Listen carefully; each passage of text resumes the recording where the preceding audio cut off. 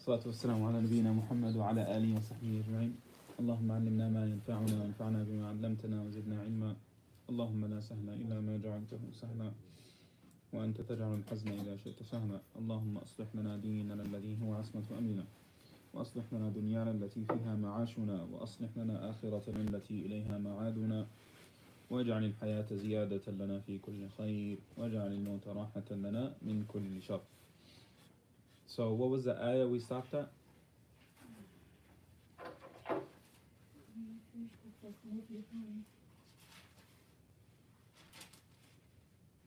Yes. أولئك على هدى من ربهم وأولئك هم المفلحون. Yes. طيب يا شباب, who wants to read? I see Yusuf is here, huh?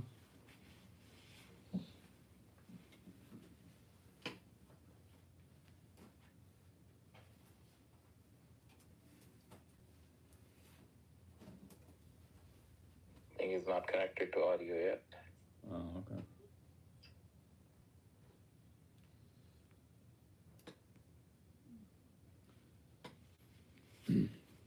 أعوذ بالله من الشيطان الرجيم.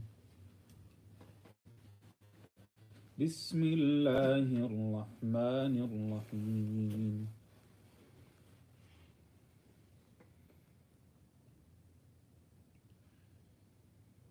ألف لام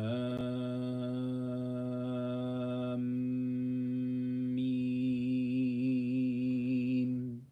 ذلك الكتاب لا ريب فيه هدى للمتقين الذين يؤمنون بالغيب ويقيمون الصلاة ومما رزقناهم ينفقون والذين يؤمنون بما أنزل إليك وما أنزل من قبلك وبالآخرة هم يوقنون أولئك على هدى من ربهم وأولئك هم المفلحون. إن الذين كفروا سواء عليهم أأنذرتهم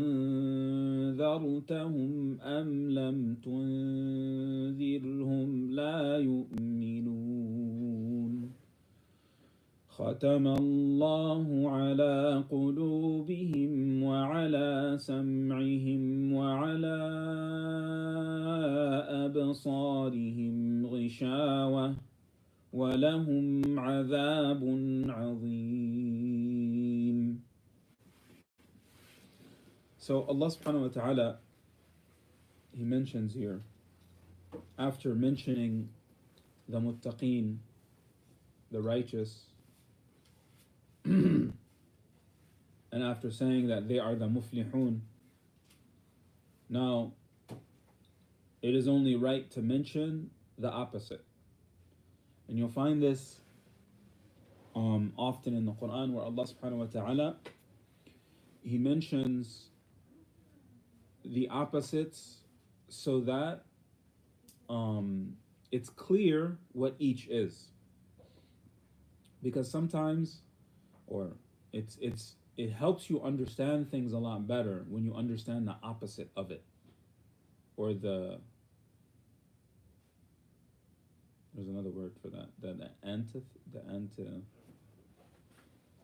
antonym.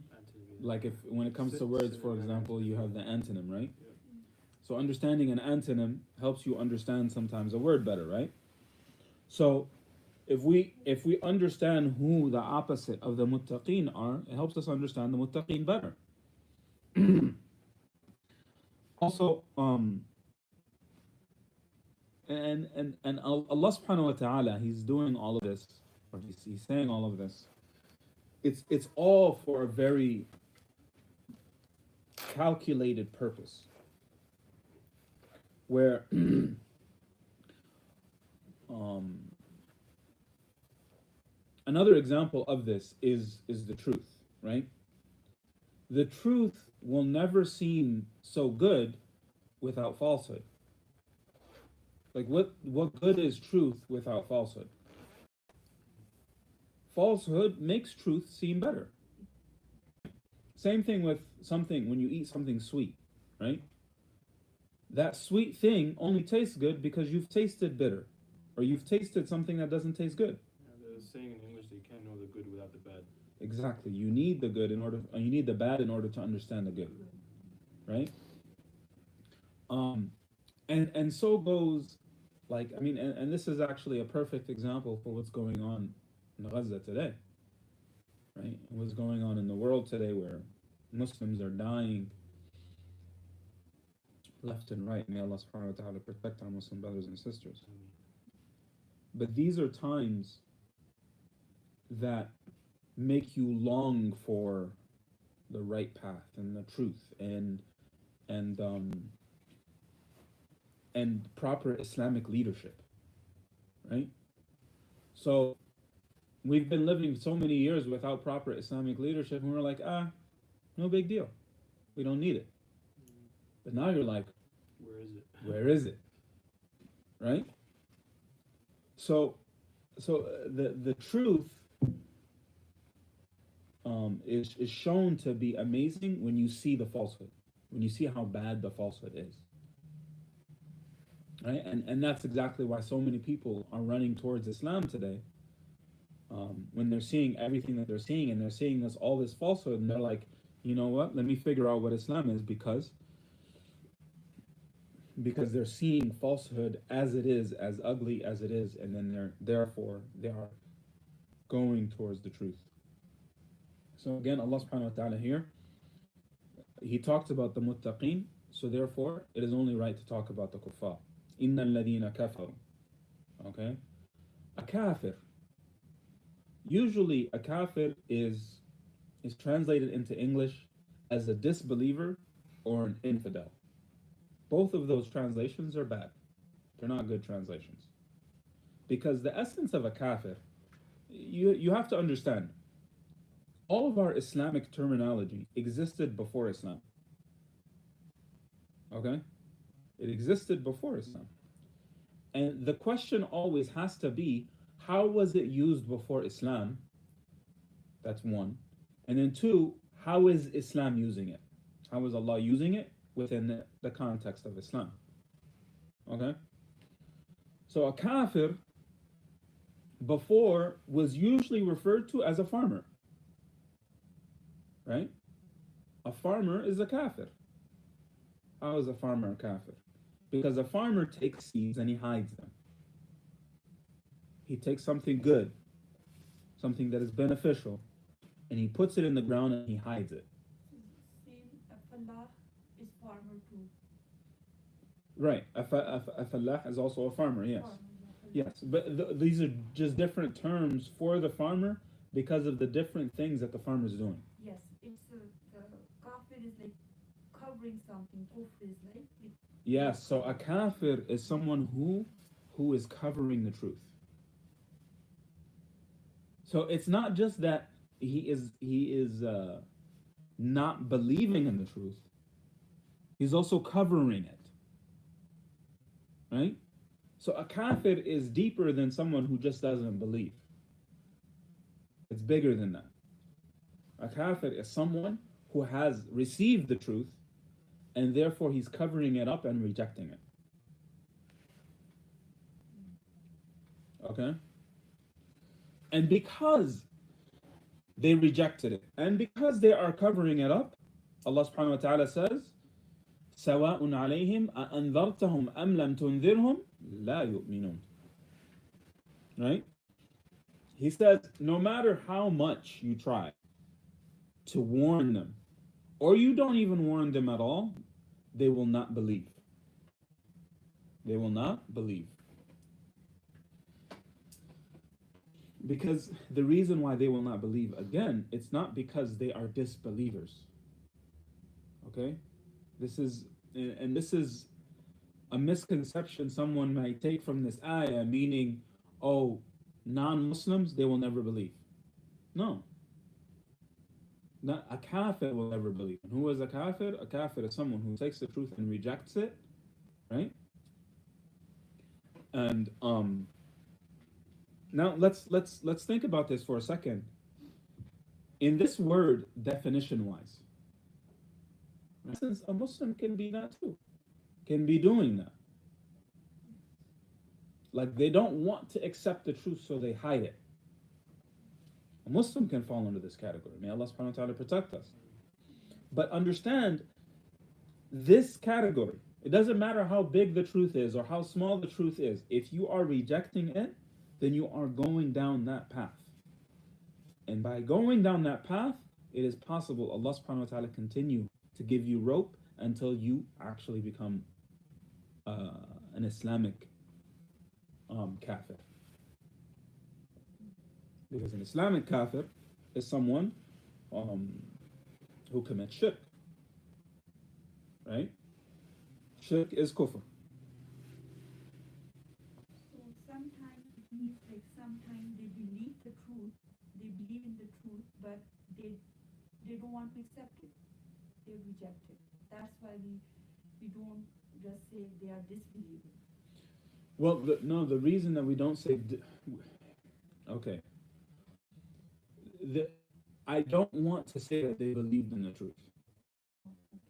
The reason why I don't want to say that they believe in the truth is because that is giving them honor. But rather, I want to say that they rejected the truth. Because the thing about truth is that it is what it is. Right?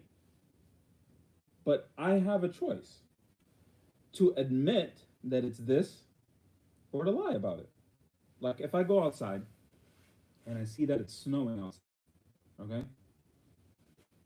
But I don't want to admit that there's snow out there. So I say it's not snowing.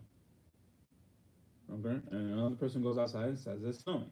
So if I say it's not snowing, that's the choice that I made, that I don't want to admit the reality. Because the reality is the reality. It doesn't change.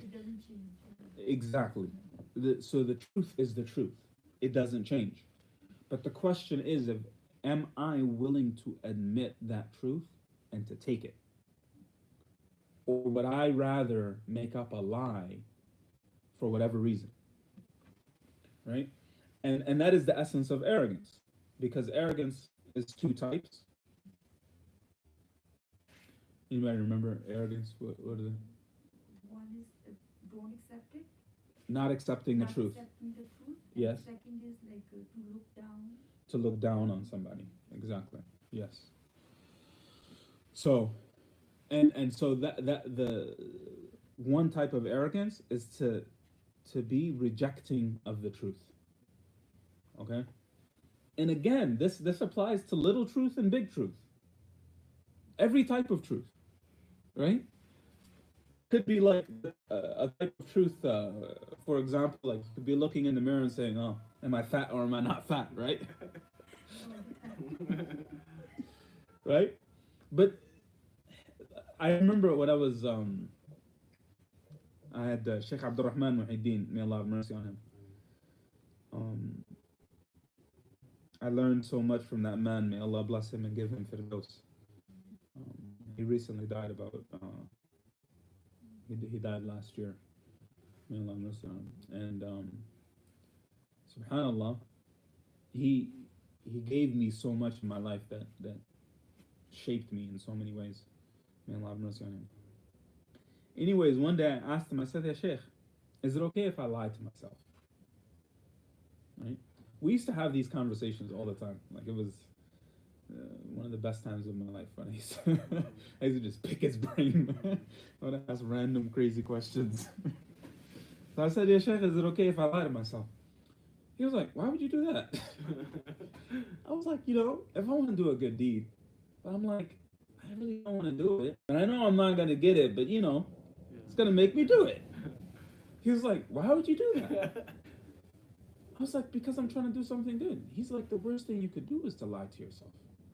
And then he explained the thing about lying. And the thing about lying, subhanAllah, it's not just about lying to others. It's also about lying to yourself. Because that's where it starts.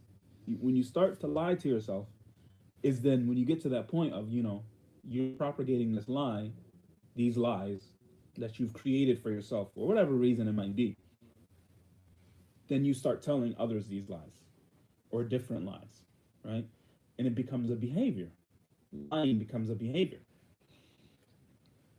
And the thing about a liar, Allah subhanahu wa ta'ala, or the Prophet ﷺ said that a liar lies and continues to lie until he'll be written with Allah subhanahu wa ta'ala as a kadhaban, as a liar. Right? So lying is a dangerous path to go on, and that is the path that eventually leads to kufr. Because kufr, in essence, is lying about something that is important and hiding it. Right? So therefore, it doesn't matter whether you warn them or you don't warn them, لا يؤمنون. And Allah subhanahu wa ta'ala said here, like, in this context, other than the Quran, it would make more sense to say, لن يؤمنوا. لن يؤمنوا, which basically means they will never believe in the future. But he said لا يؤمنون as if it's present. Because this is a continuous thing that they will not do. They will continuously not do it because of their kufr. Okay? They will not believe. سواء عليهم أأنذرتهم أم لم تنذرهم لا يؤمنون ختم الله على قلوبهم. Right? So, because of their disbelief, again, ختم الله على قلوبهم, or because of their hiding of the truth and rejecting of the truth, ختم الله على قلوبهم. Allah put a seal on their hearts. وعلى سمعهم, and He put a seal on their hearing. وعلى أبصارهم غشاوة, He put a veil over their eyes, or over their sight.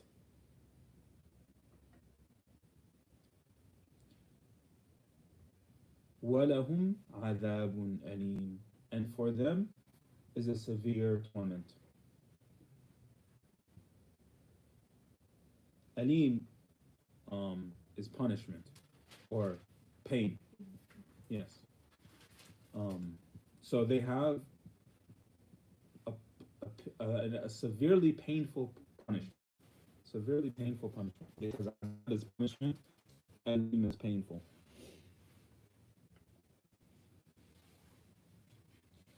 And Alim, the tense is fa'il, which is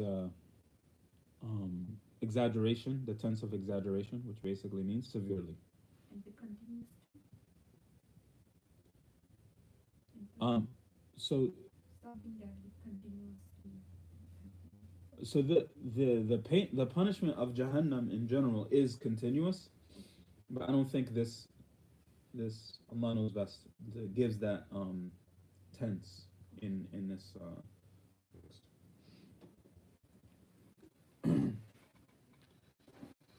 Okay, so the thing to note here is that Allah subhanahu wa ta'ala put a seal on their hearts. Now, how is it that someone can have a seal on their heart?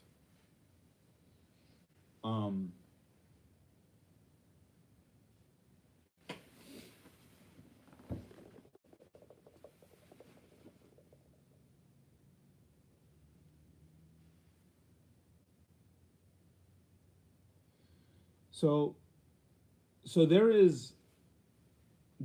are different types of awareness, or I don't know how to say idrak in English. Idraq mean prediction. Mm. Like maybe feeling or understanding. So there's And beforehand, you understand it. the comprehension. Yeah. So there are different ways to comprehend things. I can comprehend something by touching it. I can comprehend something by hearing it. Comprehend something by seeing it, right? But the highest level of comprehension is the comprehension of the heart, right? Like the Prophet ﷺ, he said about firasatul mu'min, the firasa of the believer. A firasa is basically like, the ability to see something before it happens. Or, yeah, basically to see something that's going to happen, huh? Foresight. Foresight. Foresight. There you go. Right. So he said, so the Prophet ﷺ said, beware of the foresight of the believer, right? That foresight, it's something that's attached to your heart. It's not about what you see with your eyes or hear with your ears, right? It's something that comes from Allah subhanahu wa ta'ala. To be able to understand with your heart. Okay? And I'll give you an example for this. Like we all know, for example, Qiyam al-Layl is good. Right? We all know that hadith where Prophet ﷺ, he said that Allah subhanahu wa ta'ala comes down to the seventh heaven on, the last portion of the night of Qiyam al-Layl, right? But how many of us do it? Right? So what we know about Qiyam al-Layl is what we heard. Maybe we might have seen somebody pray Qiyam al-Layl. Maybe we might have felt it in some different capacity. But is it really in our hearts yet? The only way you know if it's in your heart is if you oversleep and you don't do Qiyam al-Layl, then it's like your heart is broken. It's as if like you lost your spouse type of heartbrokenness because you didn't pray Qiyam al-Layl. Do you get what I'm saying? So that is how you know that Allah blessed it to be in your heart. And it's not about, oh yeah, it's hard. I can only pray 10 minutes, I can pray 5 hours, or whatever it is that you can pray. That praying that you're doing in Qiyam al-Layl, and it's in your heart, may Allah subhanahu wa ta'ala bless us to be amongst the people of Qiyam al-Layl. And if it's in your heart, then you get up with love for it. And it's just, you want it. You're because that's something Allah gives. That's something Allah subhanahu wa ta'ala gives. Right? It's not something that you could just wake up and say, oh, I decided Qiyam al-Layl. It's not something that you did necessarily. It's something that Allah subhanahu wa ta'ala blesses you with. Now, I'm not saying don't do anything to try to get it.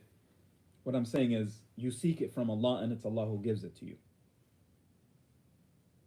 So, but that's an understanding of the heart.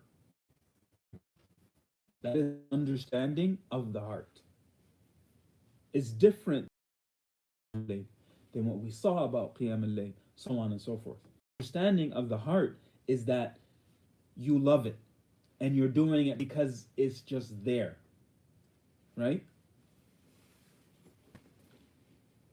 So that is the highest level of understanding. I still don't feel like I have a good explanation of idrak.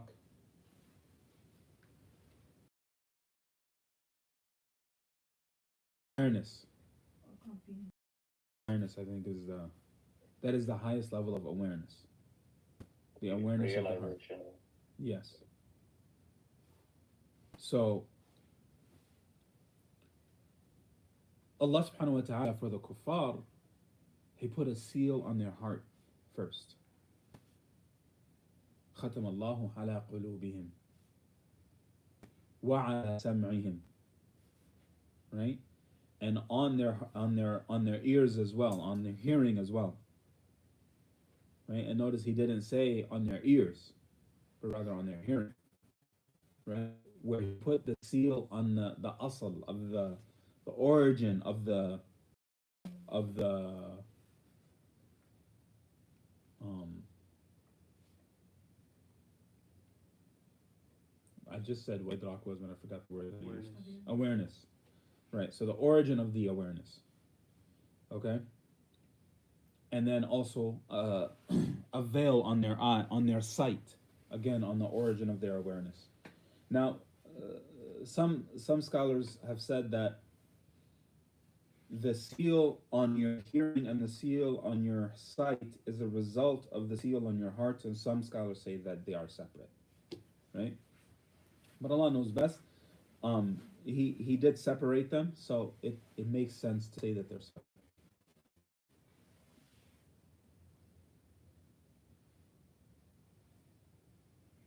So the point of awareness that is critical is the awareness of the heart. So Allah put a seal on the point that's most critical, and then He put a seal on the thing that lead to the heart. To completely block the awareness of this person. May Allah subhanahu wa ta'ala protect us from this.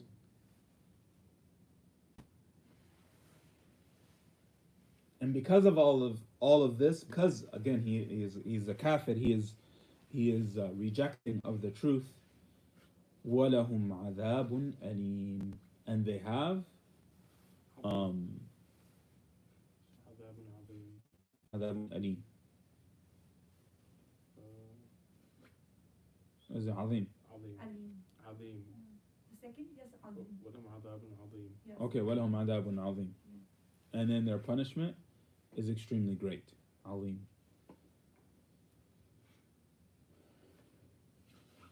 And here, usually, lahum refers to something that you get that you want. Okay, so when I say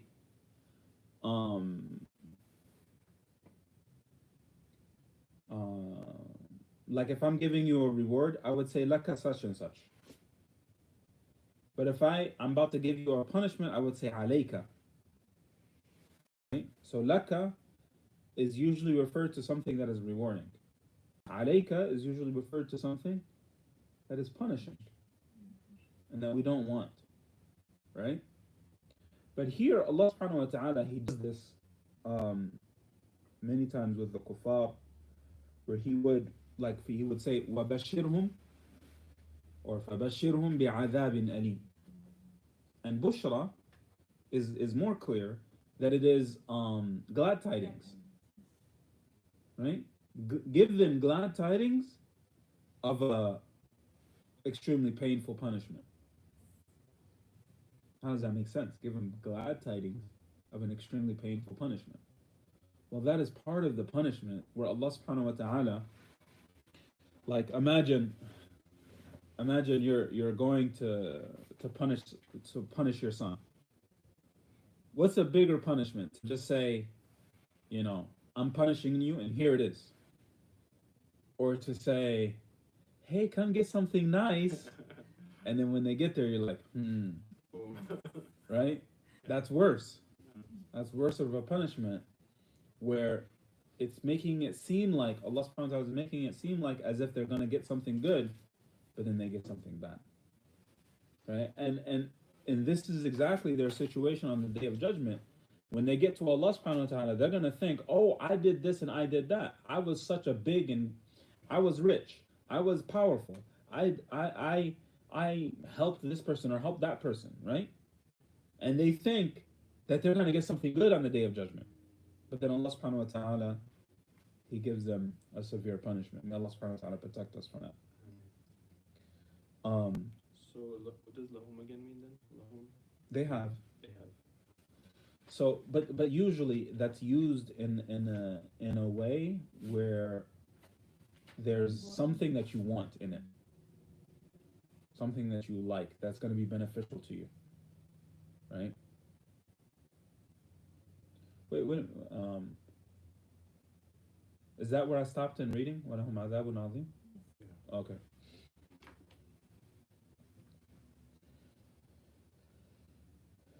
Okay, any questions about those ayat?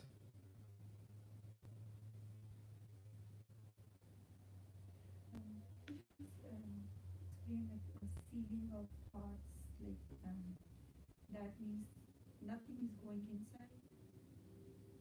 Yeah. That no good can go in. So the blockage is the blocking of good.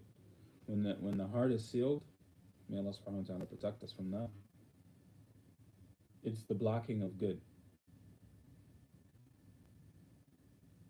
You know, subhanAllah, and that's the essence of what Uthman radiallahu anhu, he said that if someone gets tired of reading the Quran, then know there's something wrong with their heart. Because, like, it's good.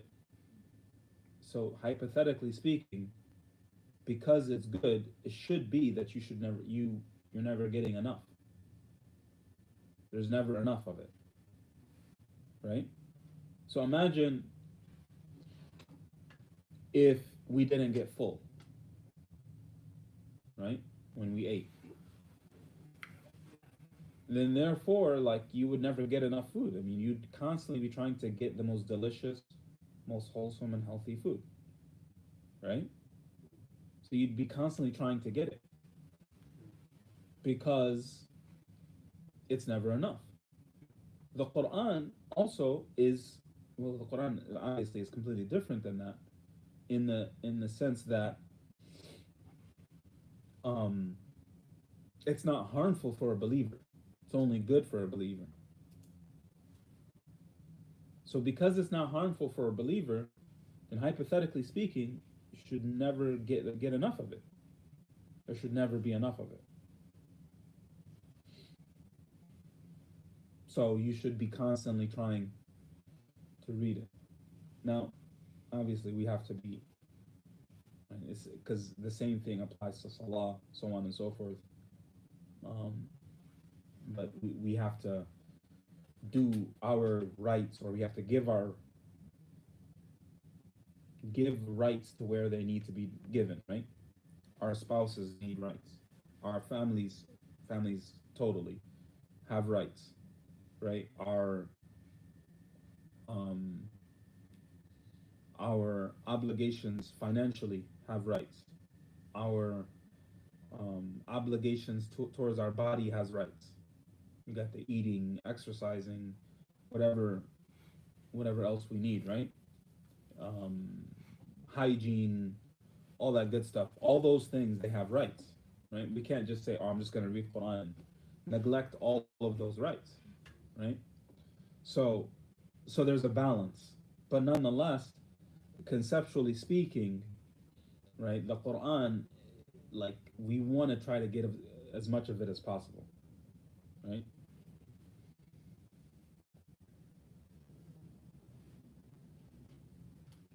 So then, after Allah subhanahu wa ta'ala talks about the righteous people, then he talks about the people who are clear-cut rejecting the truth, kuffar. Now he's going to talk about the munafiqeen, the hypocrites. وَمِنَ النَّاسِ مَنْ يَقُولُ آمَنَّا بِاللَّهِ وَبِالْيَوْمِ الْآخِرِ وَمَا هُمْ بِمُؤْمِنِينَ. Can we, one of the young guys, if you don't mind reciting a little bit, bismillah.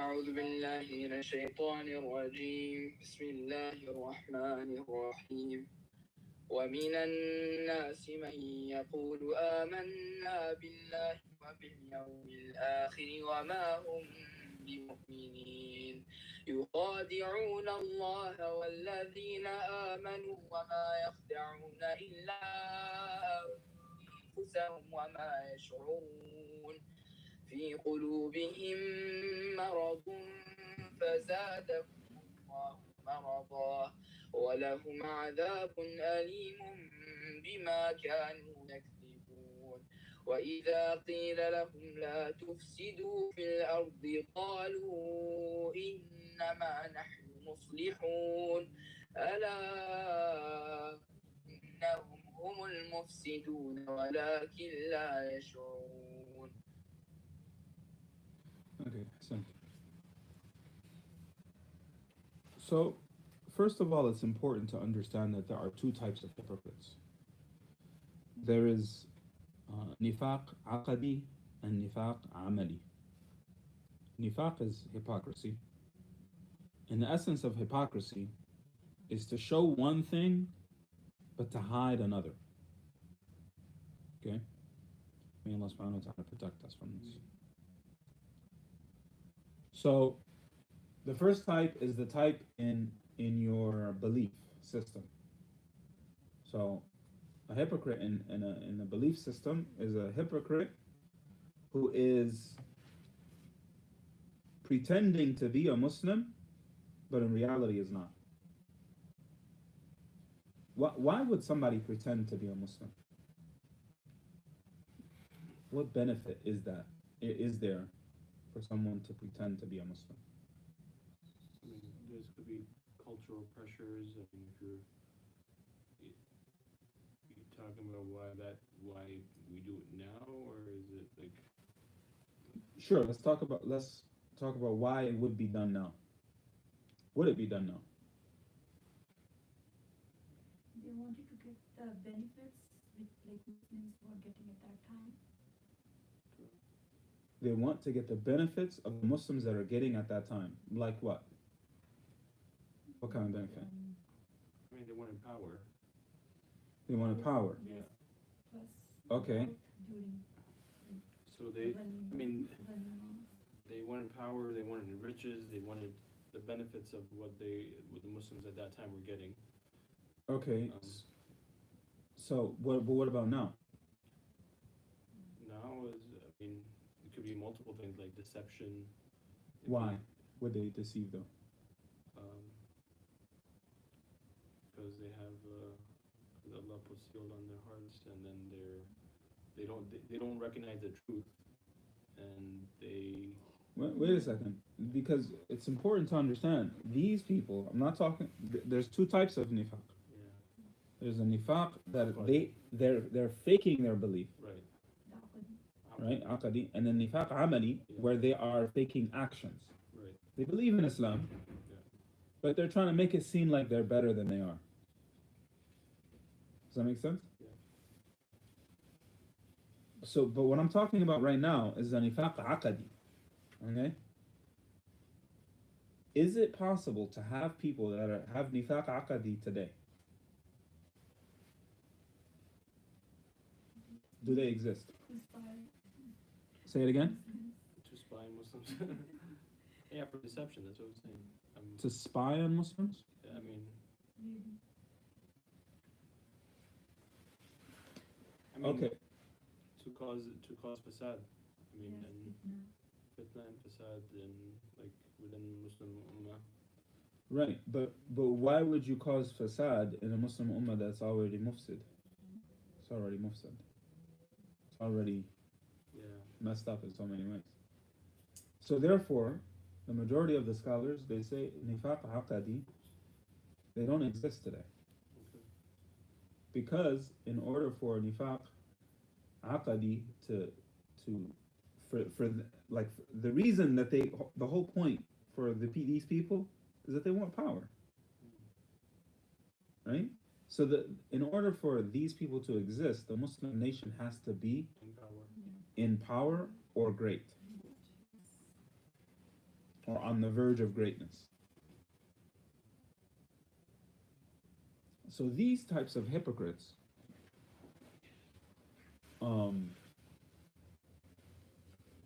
in general, are non-existent today.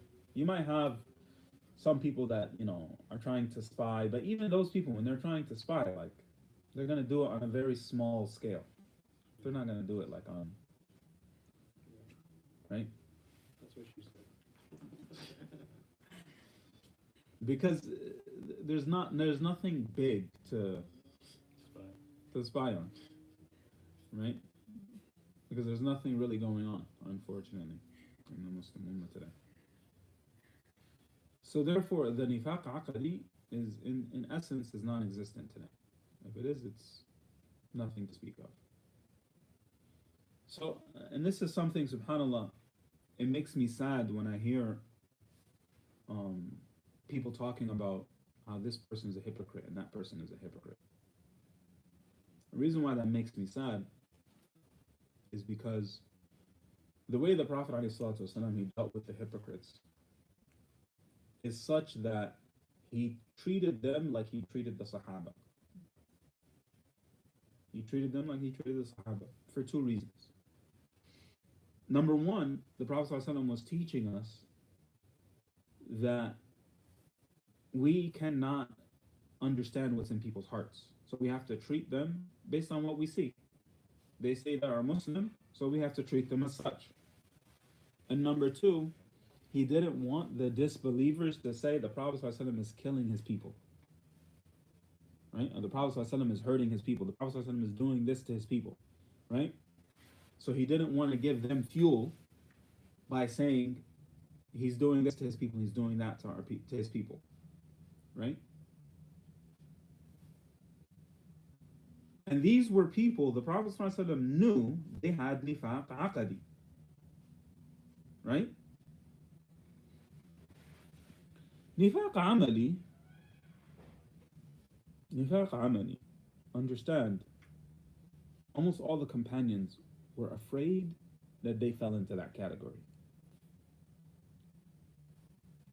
Almost all of them were afraid that they fell into that category. So if the companions were worried they fell into that category, what about us? Can we assume that we don't have that? And then if we cannot assume that we don't have that, how can we get on other people's case if they do? Rather, what we have to do is we have to come together, bring each other together and build each other up. So especially when the situation is going on in Gaza, you have many different types of people. As Allah subhanahu wa ta'ala, He says, ثم أورثنا الكتاب الذين اصطفينا من عبادنا فمنهم ظالم لنفسه ومنهم مقتصد ومنهم سابق بالخيرات بإذن الله ذلك هو الفضل الكبير. Right?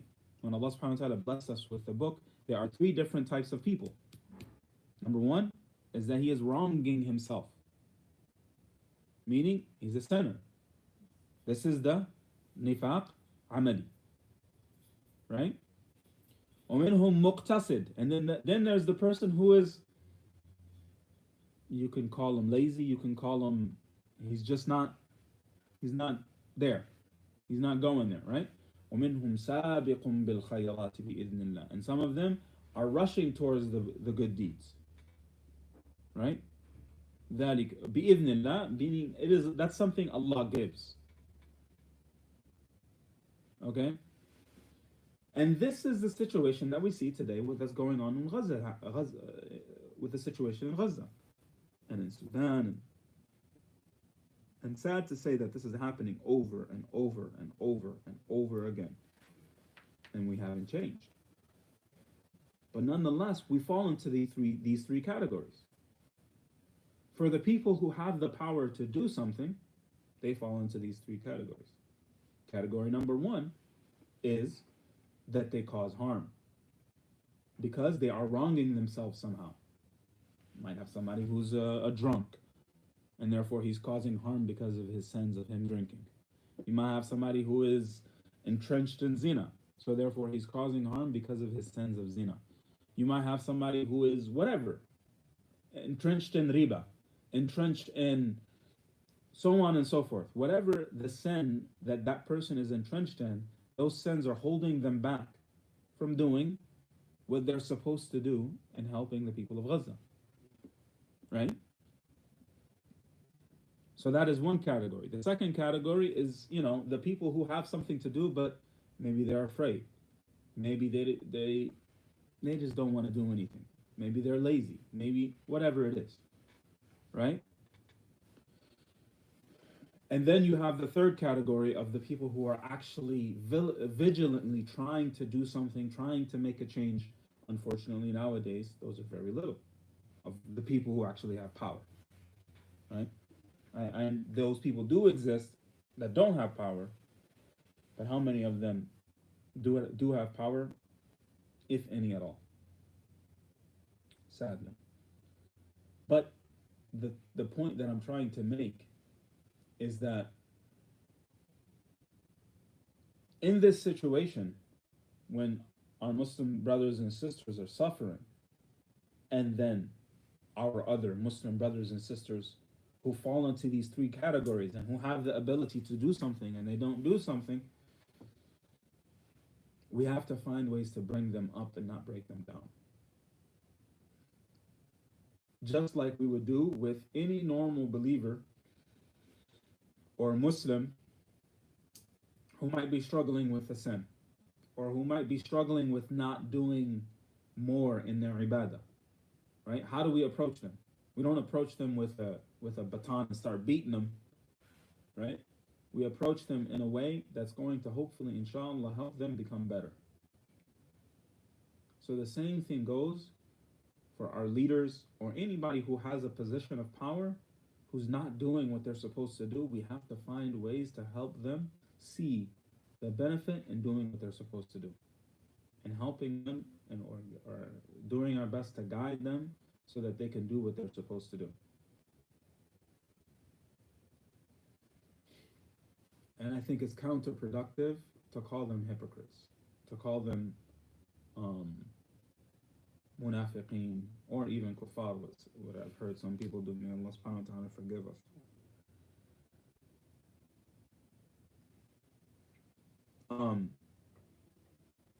But nonetheless, the reason that I wanted to make sure that that was clear, that there is a distinction between the nifaq aqadi and nifaq amali. Okay? Because now in this ayah, Allah subhanahu wa ta'ala is talking about the nifaq aqadi. Right? Because He said, وَمِنَ النَّاسِ مَنْ يَقُولُ آمَنَّا بِاللَّهِ. Right? There are some people, and Allah subhanahu wa ta'ala is talking about an-nas in regards to the companions. Okay? So an-nas means people.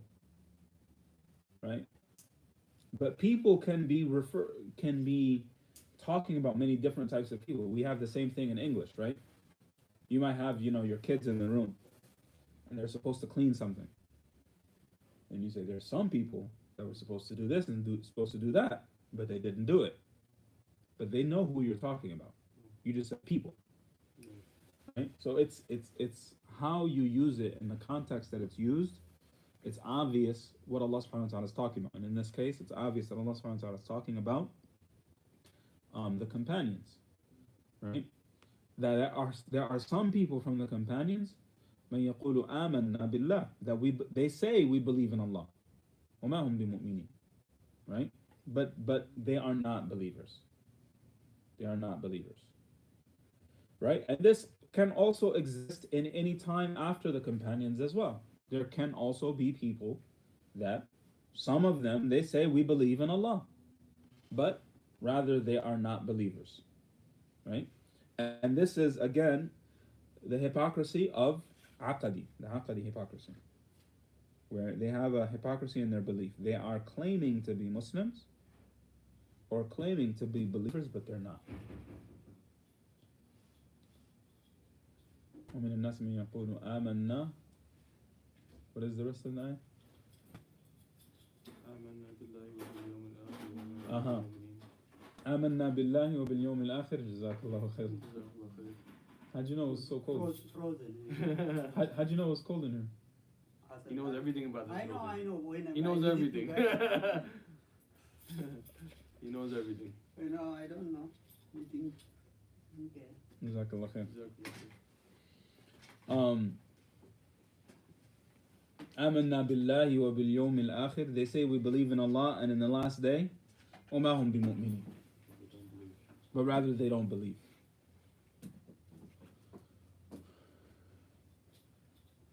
يخادعون الله والذين آمنوا. Right? They are deceiving Allah and the believers. They are deceiving Allah and the believers, so they think. Because Allah subhanahu wa ta'ala refutes that and says, وَمَا يَخْدَعُونَ إِلَّا أَنفُسَهُمْ وَمَا يَشْعُرُونَ. Right? But the only ones that they are deceiving are themselves, but they don't realize it. They don't feel it. So the ones who are truly getting deceived are themselves. There's a safety button in the back, maybe. Maybe this is.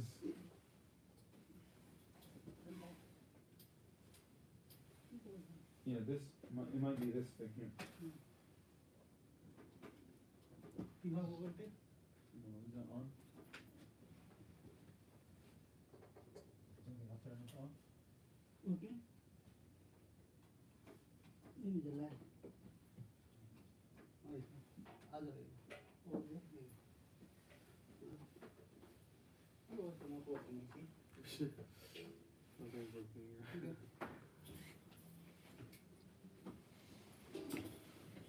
So the ones that they're truly deceiving is themselves. How are they deceiving themselves? Because they think they're getting over on the believers, but they're going to get the punishment of the hellfire in the next life.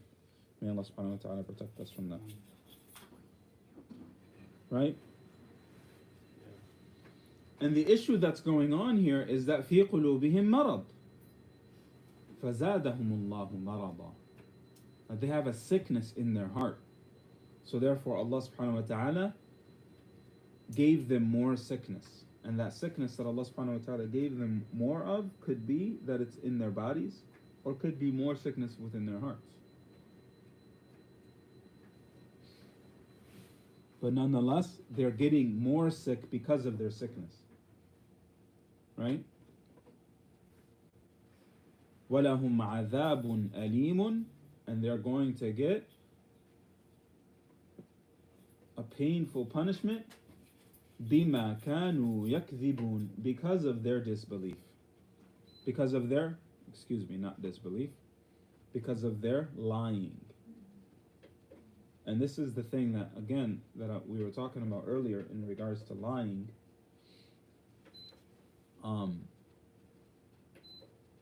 Is there's kadhaba and there's kadhaba, and then there's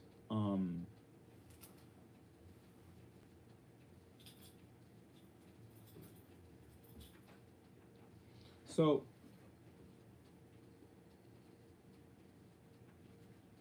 kadhaba is to lie. Kadhaba is to call someone a liar. Okay? Now understand that calling someone a liar is lying. Okay? So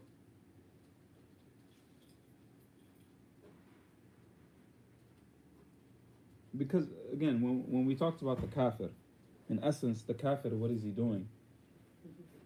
Jazakallah khair. In essence, the kafir, you could leave it open because there's heat coming from there. It's okay. It's alright.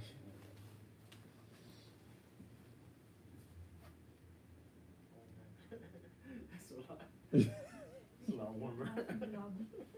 We should probably sit out there. So again, the kafir, the essence of a kafir is that he's hiding the truth. He's rejecting it, and therefore he's hiding it. Right? So, when I call someone a liar, I am lying about that person. Okay, let's see if I can try to break this down a little bit. So basically, you have the truth and you have falsehood. So if I spew falsehood, I am lying myself. Okay? But if someone else spews falsehood, that's also him lying himself. Right? Does that make sense? Please repeat it. If I say something that's false, that's me lying myself. Yeah. If another person says something false, he's lying himself. Right? But if I call that person a liar without evidence or an understanding, then now I just spewed falsehood also, but now on someone else. Does that make sense? Yeah. So there's a lie within yourself, and then there's a lie of a liar, or a lie of someone who's potentially a liar, or someone who's not a liar. Okay? So it's like, it could be a multiplied lie or a worse lie. Does that make sense? Well, the worst to call a liar is Allah. There's no one who was worse to call a liar than Allah subhanahu wa ta'ala. Also, it's extremely dangerous or extremely messed up to call the Prophet ﷺ, Allah's messenger, a liar. Right? Because now you're taking the purest form of truth, or the ultimate truth, and calling it a lie.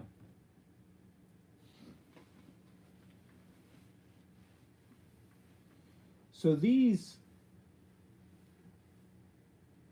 hypocrites are getting a severe punishment because of their lie. And their lie was twofold. Number one is their lie about Islam and the Quran and the Prophet ﷺ. And number two, their lie is that they are believers. So their disbelief and then their claim of belief are both lies.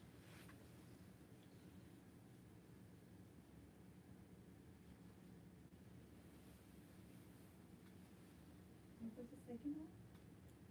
Lying that they are believers. Yes.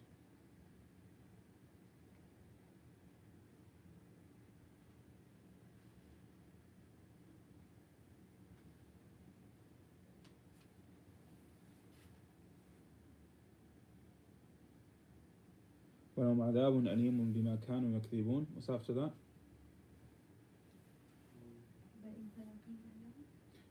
وإذا قيل لهم لا تفسدوا في الأرض قالوا إنما نحن مصلحون لا إنهم هم المفسدون ولكن لا يشعرون. And if they are told, don't cause fasad on the earth. Fasad, to do fasad to something is to change its purpose. Okay? To do fasad for something, to something.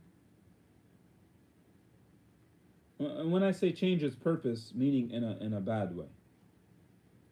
Because something can have a purpose that seems to be its purpose originally, but then you can change it to do something different. For example, metal. Right? The seemingly purpose of metal is swords, right? But I can use that to make an airplane. That's not fasad. Right? But rather to change its purpose in a harmful way towards the earth.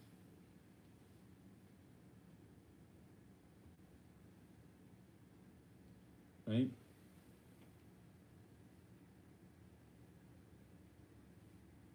قالوا, they say, when you tell them don't do fasad on the earth, they say, we are actually doing something good. We're making something good. Right? Exactly what Israel is doing, right? Like you tell Israel, stop killing innocent people. They say, no, we're doing something good. We have to get rid of Hamas. Right? We're getting rid of these terrorists for the world. Right? Yeah, and they call them all these different crazy words, right? So they say they're actually doing something good. ألا إنهم هم المفسدون ولكن لا يشعرون. And Allah subhanahu wa ta'ala said, verily they are the mufsidun, they are creating fasad, but they don't feel it. The thing that is critical here is that they don't feel it, meaning that a lot of these people actually believe they're doing something good. Where Allah subhanahu wa ta'ala, He says, قُلْ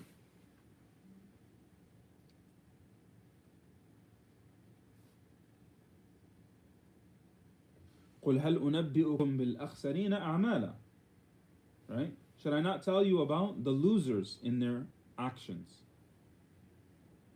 الَّذِينَ ضَلَّ سَعْيُهُمْ فِي الْحَيَاةِ الدُّنْيَا. These who are these losers? The ones who all of their actions are in this world. It's about this world. Everything I'm doing is because of this world. I need to do this world for the world, for this for the world, that for the world, right? And they think وَهُمْ يَحْسَبُونَ أَنَّهُمْ يُحْسِنُونَ صُنْعًا. And they think they're actually doing something good. Because everything to them is about this world.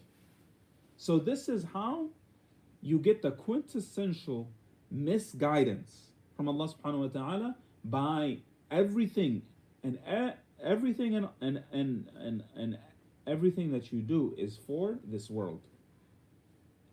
All of your behavior, all of your actions are because of this world.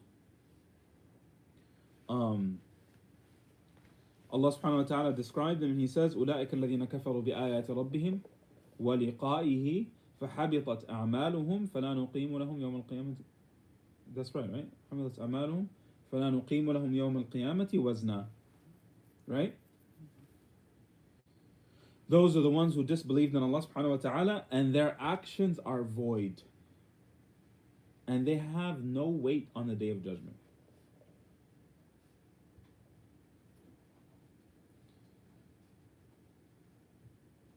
Right? So, how is it that you can be doing something, you think it's a good thing, but actually it's bad? That happens by doing what you do for this world. If this world is everything what you want and you care about, as Allah subhanahu wa ta'ala, He also says, مَنْ كَانَ يُرِيدُ الْحَيَاةَ الدُّنْيَا وَزِينَتَهَا. Whoever wants this world and the beauty of it, نُوَفِّ إِلَيْهِمْ أَعْمَالَهُمْ فِيهَا وَهُمْ فِيهَا لَا يُبْخَسُونَ. Whoever wants this world and the beauty of it, we will make his actions all about this world. وَهُمْ فِيهَا لَا يُبْخَسُونَ. Right? But then they don't get any success. Like, أُولَٰئِكَ الَّذِينَ لَيْسَ لَهُمْ فِي الْآخِرَةِ إِلَّا النَّارِ. The only thing that they get in the next life is the hellfire. وَحَبِطَ مَا صَنَعُوا فِيهَا. And all of the deeds that they did in this world, void. وَبَاطِلٌ مَا كَانُوا يَعْمَلُونَ. And it is negligible, anything that they were doing. May Allah subhanahu wa ta'ala protect us from this. So, nonetheless, these hypocrites, they were thinking that they're doing something good, but in reality, they were causing mischief. So in order for us to make sure that we are not causing mischief in this world, is that we have to continuously make sure that our actions are for Allah, our intentions are correct, and that we have to always make sure we do more for the next life than we do for this life. Our next life, we have to put constant efforts towards it more than we do for this life, so that we don't cause harm where we think we're causing good. We think we're actually doing something good.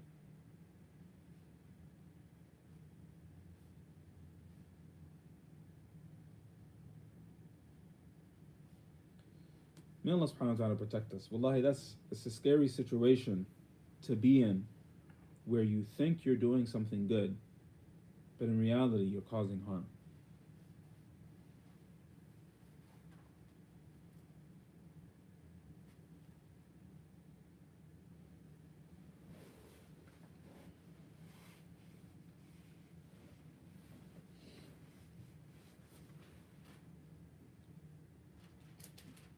Right? وَإِذَا قِيلَ لَهُمْ آمِنُوا كَمَا آمَنَ النَّاسُ قَالُوا أَنُؤْمِنُ كَمَا آمَنَ السُّفَهَاءُ أَلَا إِنَّهُمْ هُمُ السُّفَهَاءُ وَلَكِنْ لَا يَعْلَمُونَ.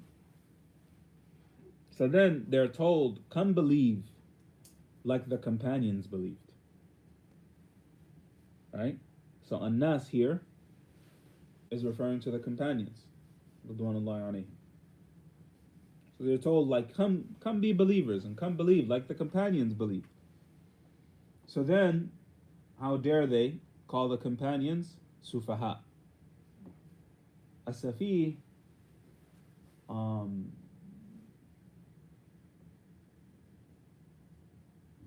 Safi is not a crazy person. He's less than a crazy person.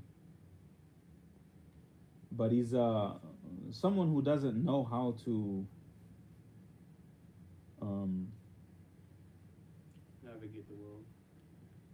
yeah, what's the word? Is there a word for that in English?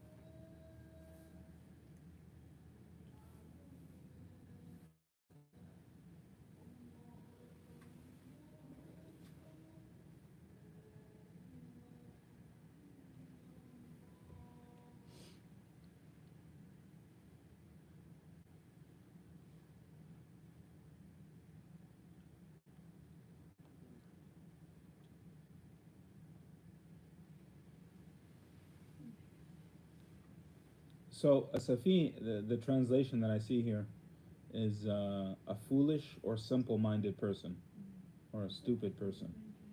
Incompetent person. Right.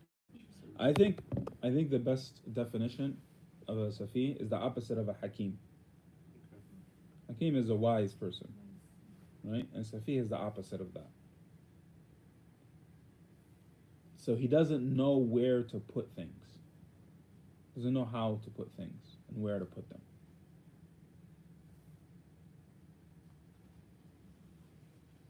Like you give a Safi a toothbrush, he might put it in the toilet. Right? So retarded It's not retarded. But that's an insensitive. That's politically incorrect. Yes. But I think actually because isn't retardation? is the mental capacity. Yeah. Capacity is not. Like But that's Increased pretty mental much capacity, the yeah. quintessential Yeah. example of the worst type of Safi. Yeah. Yeah. Because Safi it's not necessarily an insult. It's a developmental abnormality. Mental, like, Yeah, it's Mentally, he's not more. not like, his or mental mentally capacity disabled. is yes. Yeah. mentally Yeah. Okay. Retarded is not the right word. There you go. I mean, you just explain it. No, that's not right though. Mentally disabled, okay. Is the and that would be the worst type of a Safi. So when they were told, why don't you believe like the companions believe, they said, we're not gonna believe like them. And they called them Sufaha. Right? Basically they're trying to say that if they believed, then I'm definitely not going down that path because they are not smart. They're right, mentally disabled. Right? But then Allah subhanahu wa ta'ala says, أَلَا إِنَّهُمْ هُمُ السُّفَهَاءُ وَلَكِنْ لَا يَعْلَمُونَ. Right? But rather, surely they are the mentally disabled, but they don't know. Now, in the first one, Allah subhanahu wa ta'ala says they don't realize Perceive. it, Yeah. they don't feel it Yeah. in regards to their bad and good, right? Or doing something bad in the world, or doing something, or causing good, right? They don't realize that they're actually causing bad. But in this one, he says they don't know. Now, what comes first, the realization or the knowledge? Knowledge. Knowledge comes before realization, right? So, in the first one, they had the knowledge of what's right and what's wrong, but they're not realizing, right, That they are wrong. that they are doing something wrong. Right. But in this one, they don't even have the knowledge to understand that they are the stupid ones when they are calling the companions that. So they don't even have the knowledge to comprehend that. And it could be because they have a seal on their heart. They have a seal on their sight and have a seal on their hearing.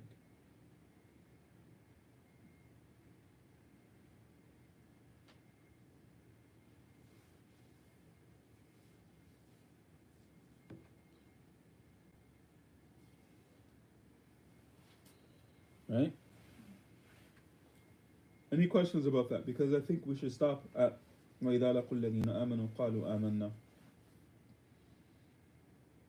You can finish the page and then that's it.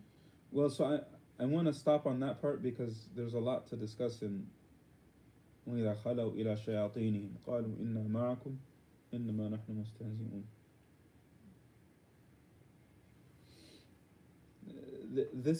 Almost this page and then half of the next page are all discussing the munafiqin. Allah subhanahu wa ta'ala is talking about the hypocrites. And subhanAllah, very early on in the Quran, Allah subhanahu wa ta'ala addresses the hypocrites. Because this is always something that will plague our ummah when we are great. So it's important to understand their plight, their situation, and then also how we deal with them. So therefore, the Prophet ﷺ, he dealt with them. So we understand how to deal with them, how the Prophet ﷺ dealt with them. We understand their plight because Allah subhanahu wa ta'ala explained it to us. Right? Is that the word plight? Yeah. Okay. That's pretty good. Do we know like how many munafiq they were at that time, like percentage wise? Was it like just a handful, or was it? We know their names. Oh, okay. We know who they were, yes. Okay. Yeah. I mean, we know it now. I mean. Yes. Okay. But why? Why do we know who they were? Because Hudayfa bin al-Yaman, Prophet ﷺ gave him that knowledge. Right, but I'm saying, but why would the Prophet ﷺ give him that? To be aware of them. Why is it important for us to be aware of them? And Because yeah, the companions weren't aware of them when they were alive. Yeah. So they were only Because exposed after they died. After the Because after the Prophet Prophet died. could protect them from them. Because the Prophet ﷺ what? Could protect them, Yeah, 'cause the he was mu'minin alive. of the time from the munafiqeen. But after he passed away, he wanted us to not be like them also. So that we know who the companions were and who were not. Yeah, because the Prophet wasn't alive at that time to discern between. Say that again. The Prophet ﷺ wasn't alive. To guide the Sahaba at that time to tell them which ones were right or which ones were Well, wrong. still no, because the Prophet ﷺ didn't do that when he was alive, Oh, right? Because the Prophet ﷺ wanted to go pray on. Abdullah bin Ubay. Yeah, exactly. He wanted to pray on Abdullah ibn Ubay, and Umar ibn Khattab radiallahu anhu was like, No. he was trying to stop him. Yeah. So no. I mean, the thing that's important to note is the Prophet ﷺ dealt with them like he dealt with the rest of the companions. I mean, you might have seen a difference in behavior, but was it a difference to assume that these people are kuffar? No. Right? Was it a difference to assume that the Prophet ﷺ was going to go to war against them? No. It was just a difference. It might have been something small. Do you get what I'm saying? But the Prophet ﷺ knew who they were. But they were exposed because this is our deen in following the Prophet ﷺ and his companions. So we don't want to follow them. So we need to know who they were. So we don't follow them. We don't corrupt our deen. Exactly.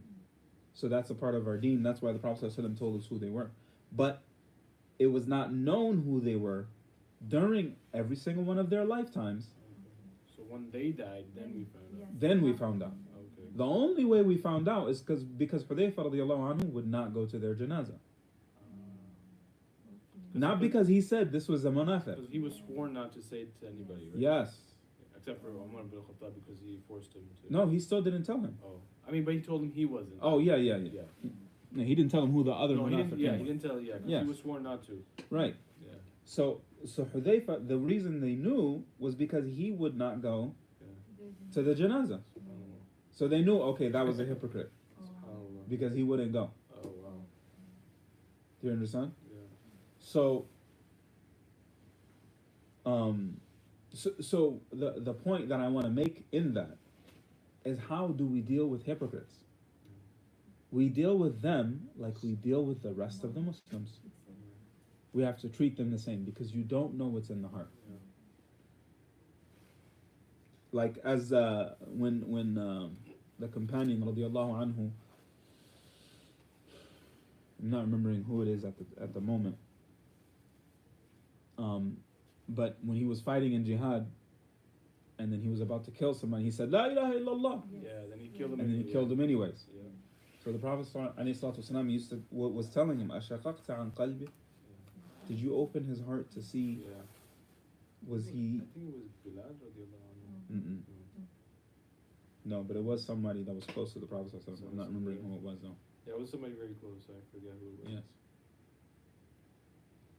So Umar It might have been Zayd ibn Haritha. Oh. I'm not sure. Was it Umar ibn Khattab? Mm-mm. I don't think it was Ali radiallahu anhu. Anyways,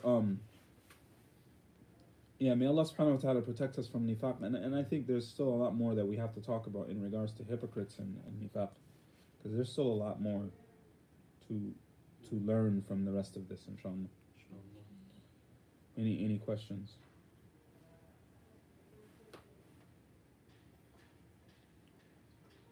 Alright, subhanakallahumma wa bihamdika, ashhadu an la ilaha illa anta astaghfiruka wa atubu ilayk. Jazakumullah.